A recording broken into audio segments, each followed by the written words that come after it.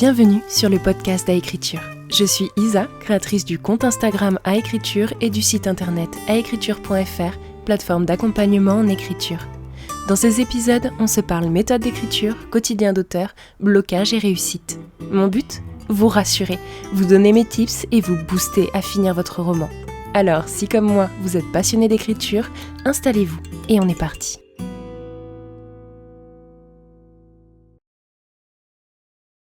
Hello! Bienvenue dans ce nouvel épisode du podcast à écriture. J'espère que vous allez bien. Je suis heureuse de vous retrouver aujourd'hui parce qu'il s'agit, en plus, d'un épisode un peu particulier. Ce sera le dernier de l'année. Le podcast va faire une petite pause pendant les fêtes afin de me ressourcer et de revenir avec toujours plus de nouveaux sujets pour vous booster.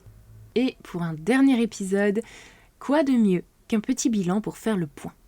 2024 a été pour moi une année charnière. C'est l'année où je me suis lancée corps et âme dans mon projet de reconversion professionnelle en commençant par un bilan de compétences qui m'a vraiment donné confiance dans mon idée. J'avais déjà lancé la page Insta à écriture en octobre 2023 sans savoir réellement ce que j'allais y faire, quel angle j'allais vraiment aborder, en me disant au pire, je ferai un Booksta avec des critiques de livres et puis tant pis. Mais dès janvier, mon contenu avait attiré 1000 abonnés. Et ça a été une source de motivation extrême pour bien débuter l'année. Alors, merci à tous ceux qui me suivent depuis le début. Vous m'avez apporté bien plus que de simples likes. Vous savez, quand on crée du contenu, rien n'est plus réconfortant que de voir que ce contenu, il plaît déjà, mais surtout, il apporte quelque chose à celui qui le lit. Alors quand je reçois des commentaires qui expriment le fait que j'ai apporté un peu d'espoir, d'inspiration ou de motivation à un auteur, je me dis que j'ai raison de faire ce que je fais. En tant qu'auteur, ça n'a pas été aussi simple. En fin d'année 2023, j'ai commencé une histoire que j'ai fini par laisser sur le côté parce qu'elle n'était pas assez mûre dans ma tête et le tome 2 de Sylvania grattait à la porte sans que je ne puisse rien y faire. J'ai donc lâché mon projet, mais me remettre dans l'écriture n'a pas été simple pour autant. J'avais beaucoup d'attentes, je me suis mis beaucoup de pression et je crois bien que j'ai procrastiné pendant près de 3 mois, voire 4 avant de vraiment réussir à me relancer. Peu à peu, j'ai remis en place mes rendez-vous d'écriture, j'ai travaillé mon mental, mais ça m'a demandé beaucoup d'efforts pour m'y tenir et pour prendre confiance dans ce que je faisais. Mais j'ai enfin terminé ce premier jet du tome 2 à la rentrée et je n'ai jamais été aussi fière de moi. Pendant ce temps-là, je me suis inscrite à une formation de coaching de 6 mois. J'ai obtenu ma certification après avoir accompagné 3 personnes. J'ai développé mon carnet d'écriture et surtout, ce projet de podcast. Enfin, ça, c'est la partie que vous avez pu voir, parce qu'en réalité, je me suis beaucoup éparpillée. J'ai travaillé une formation autour de la création de personnages, j'ai tenté plusieurs fois de mettre en place une newsletter, j'ai créé également un second podcast, Rendez-vous d'écriture, peut-être que vous l'avez déjà écouté. Enfin, en tout cas, il y a eu beaucoup de choses que vous n'avez pas vues. Je me suis expertisée cette année, mais je me suis aussi beaucoup éparpillée, dispersée, perdue dans ce que je voulais vraiment. Et c'est pourquoi j'ai décidé, une fois ma certification en poche et alors que je ne voyais pas du tout comment j'allais enfin déployer une activité rémunératrice, d'investir dans un accompagnement business.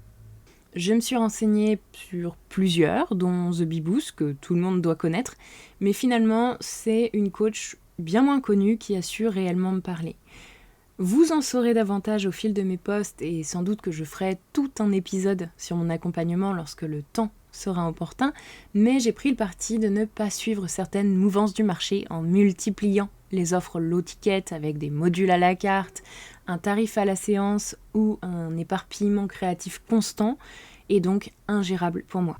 Cet accompagnement, c'est celui de Claire Latour. Et son programme m'aide actuellement à affiner mes choix business, à concentrer ma communication sur ce que j'ai réellement envie de transmettre et non de suivre ce que tout le monde fait en parlant de tout. Si vous suivez ce podcast, vous le savez, ce qui m'intéresse le plus, c'est de renforcer votre mental pour accepter l'effort que demande l'écriture d'un livre. C'est de vous donner des outils pour contrecarrer les blocages, vous donner des clés simples qui s'adaptent à votre style, à votre méthode. Bon, j'ai dit que j'y dédierais sans doute un épisode, donc je ne vous bassinerai pas plus longtemps, mais voilà où j'en suis actuellement. D'ailleurs, je tiens à vous rappeler qu'il ne reste que quelques jours pour précommander mon carnet d'écriture. Si vous souhaitez concrétiser votre roman en 2025, c'est l'outil qu'il vous faut, alors ne perdez pas plus de temps et filez le commander. Cette année, ça a aussi été pour moi l'occasion d'être confrontée à mon premier commentaire négatif et totalement gratuit. Suite à une sponsor sur le carnet, justement, une nana est venue me pourrir sur un de mes posts. Avec le recul, je sais que je n'ai pas réagi au mieux.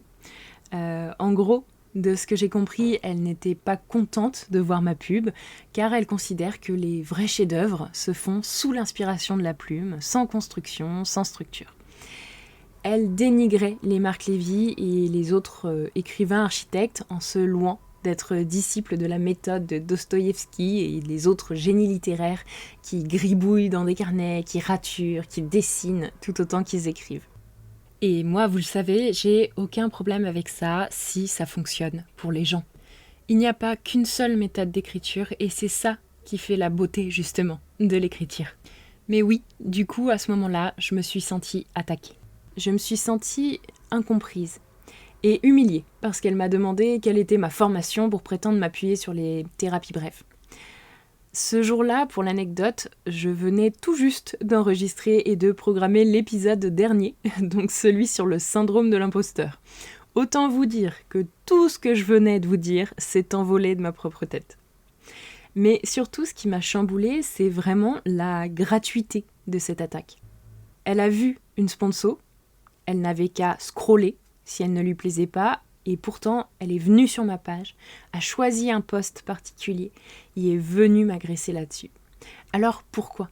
Pourquoi décharger comme ça son mécontentement alors qu'elle avait juste, pour elle-même, à laisser tomber ? Sincèrement, je n'ai toujours pas la réponse.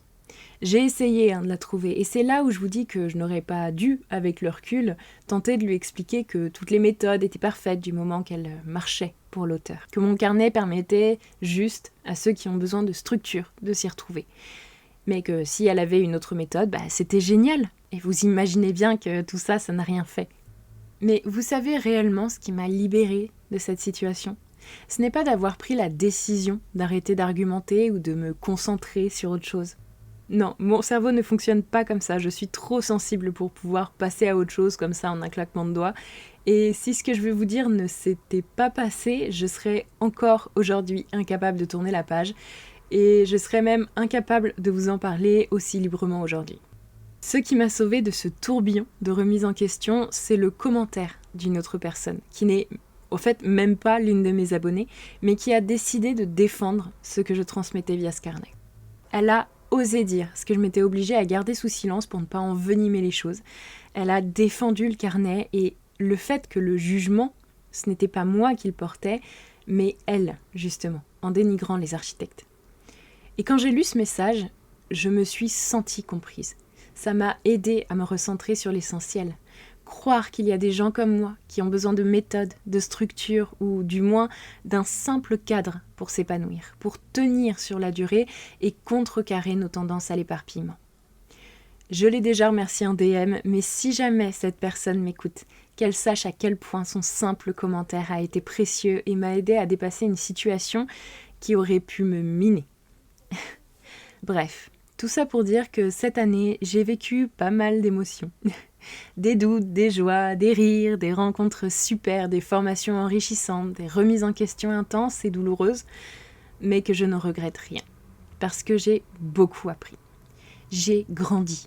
J'ai appris à accepter le visage que je montre sur les réseaux, de montrer ma bouille pas toujours au top, à assumer mes faiblesses et à ne pas abandonner. Parce que déjà, un auteur qui réussit est un auteur qui n'abandonne pas. Merci Lucie Castel, mais surtout parce que maintenant, il y a vous. Pour me suivre, me soutenir, apprendre de mon expérience et de mon expertise. En un an, j'ai reçu beaucoup de messages de remerciements pour avoir reboosté une motivation en berne, trouvé avec quelqu'un la meilleure routine, conseillé sur l'envoi, aidé à trouver des bêta-lecteurs, relu même des extraits de manuscrits. Et vous parler, voir à quel point vous êtes tous différents m'a impacté si fort que je ne peux que vous remercier de chaque jour m'enrichir davantage.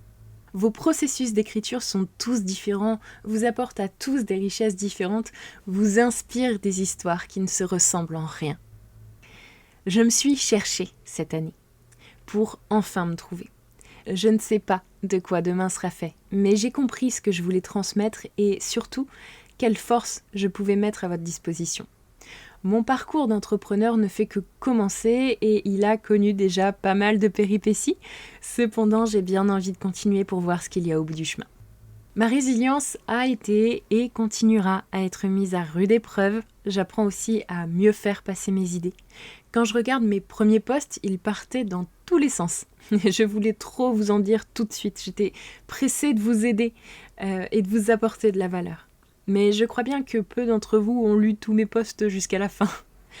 Alors j'ai travaillé ma stratégie, aiguisé ma plume pour être claire, concise, que votre scrolling ne soit pas interrompu par des pâtés indigestes et que vous en ressortiez toujours avec un maximum de motivation.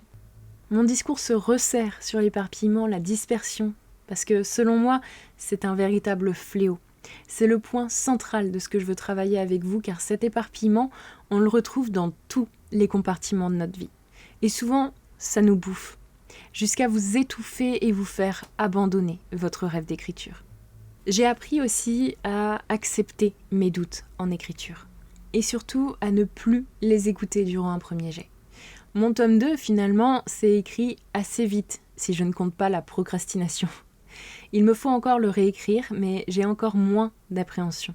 La dernière réécriture du tome 1 s'est faite si simplement que je ne la redoute plus tellement. J'ai appris la force de connaître sa fin pour consolider son récit.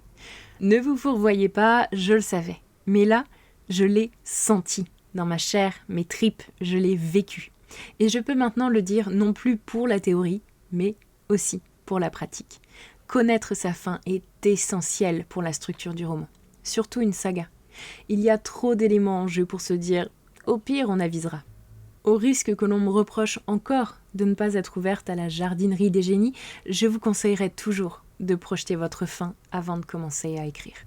Et sans compter que ça m'a permis aussi de faire des choix décisifs pour mon synopsis. Vous savez, cet exercice fastidieux que l'on redoute tous un peu. Eh bien, après ma nouvelle réécriture, je l'ai repris depuis une page blanche et il me semble enfin avoir rempli les cases, avoir un résumé qui donne envie et montre la richesse de mon histoire et de mon univers. Il me semble, bien sûr, parce que rien n'est jamais acquis dans le domaine de la publication. Maintenant, je vous invite à faire, vous aussi, votre bilan d'écriture.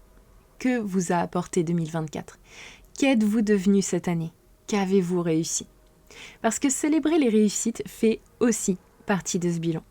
J'espère que dans une semaine, je pourrai célébrer la réussite de la campagne de précommande du carnet, même si, à l'heure où j'écris ces lignes, je crains que ce ne soit pas le cas. Je veux célébrer la dernière réécriture de mon tome 1, le premier jet de mon tome 2, la finalisation de mon synopsis et de mon dossier de présentation de l'univers. Je veux célébrer ma certification RNCP6 en coaching, le lancement officiel de mon projet d'accompagnement, d'avoir lancé mon podcast et de n'avoir sauté qu'un seul épisode, et seulement à cause d'une extinction de voix. Je veux célébrer chaque reel que j'ai aimé produire, chaque commentaire et interaction que j'ai avec vous. Je veux célébrer chaque séance de sport faite alors que j'avais le moral à plat, d'avoir perdu enfin le poids qui me minait le moral, d'avoir osé aborder les auteurs au salon du livre de Suresnes pour parler de mon projet. Parce que même les petites réussites, les petits pas méritent d'être célébrés. Vous aussi, félicitez-vous, célébrez votre avancée même si elle n'est que d'un paragraphe, même si vous avez changé de projet ou encore une fois abandonné. Le fait est qu'il y a, même là, des choses à apprendre, des choses qui vous ont fait grandir, qui prouvent que vous avez tenté, que vous n'avez pas réellement abandonné. Vous savez quoi ? En ce moment de bilan, je vous propose quelque chose. Faites une story avec votre plus belle réussite de cette année, en me taguant pour que je puisse le voir et célébrer ça avec vous. Ce que vous avez fait est magique et il faut que vous vous en souveniez. Voilà. Maintenant, je n'ai plus qu'à me demander ce que 2025 me réserve. Déjà, la soumission de Sylvania qui va continuer, la fin de la réécriture du tome 2 et la reprise de mon autre projet. L'histoire grandit peu à peu dans ma tête, les personnages se pointent de plus en plus, c'est bon signe. Moi qui avais peur qu'après Sylvania j'ai du mal à passer à autre chose, je crois qu'en fait, ça va aller. Mon objectif est de développer mon programme d'accompagnement afin de le perfectionner au fil de mes coachings pour vous aider toujours plus loin. J'espère que 2025 sera pour moi l'occasion de contribuer à la littérature francophone en vous permettant d'exaucer vos souhaits. Pour ça, je vais encore muscler ma résilience, travailler sur mes peurs, mes croyances et mes doutes. Et pour ce podcast, j'aimerais aussi avoir l'occasion de vous proposer des interviews de temps en temps pour parler mindset avec des auteurs confirmés. Je ne sais pas quand cela sera possible, mais en restant dans le coin, vous ne pourrez rien rater. Je vais m'arrêter là. Je ne vous dis pas tout pour ne pas vous spoiler, mais j'ai toute une pile de projets à développer. Certains verront peut-être le jour l'année prochaine, d'autres attendront peut-être plus longtemps, mais sachez que votre soutien me donne la force d'aller toujours plus loin. Merci, mes chers amis écrivains. Et si vous m'écoutez toujours, je vous remercie d'être restés jusqu'au bout. J'espère que cet épisode vous aura plu et qu'il vous aura donné envie de célébrer vos réussites. N'oubliez pas le carnet d'écriture, vous avez jusqu'au 25 décembre pour le commander. Après, il sera trop tard et qui sait quand il pourra revoir le jour ensuite. Comme toujours, abonnez-vous pour rester à jour, laissez une note sur votre application préférée et soutenez-moi en parlant de cet épisode autour de vous. Sur ce, on se retrouve mercredi à la rentrée pour un nouvel épisode. D'ici là, je vous souhaite de très bonnes fêtes de fin d'année. C'était Isa d'Aécriture, amour sur vous et écrivez bien.